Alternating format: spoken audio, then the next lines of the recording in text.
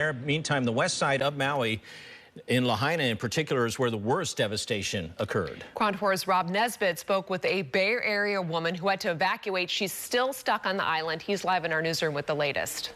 Justine and Ken, tourists are now getting alerts to avoid areas of Maui, but this fire caught absolutely everyone off guard during the early stages, forcing life-saving decisions to evacuate, like one family I spoke to visiting from the Bay Area.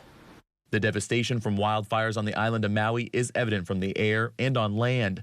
This video shows the small town of Lahaina being overtaken by flames. Maureen Sedrak recorded this giant plume of smoke in the distance Tuesday as she was driving with her family for a week vacation in Kanapali, just a few miles north of Lahaina. We saw power lines flying off the power poles. And all of a sudden, we see the biggest plume of smoke coming up closer to Lahaina. The family made the executive decision to turn around and head towards the east side of Maui, away from the flames.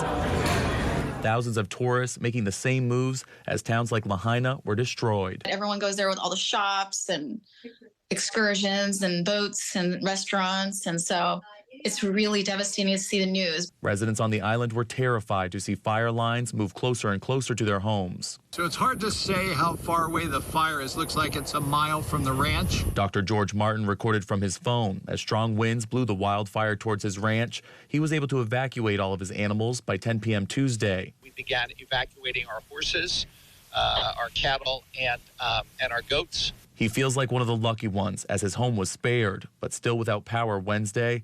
The doctor planning on spending his day volunteering with other medical professionals to help those injured in the fire. I head down to the hospital and do some triage work on burns. It's one of the areas I specialize in. So anyway, it's a very sad situation, particularly for those trapped on the Lahaina side.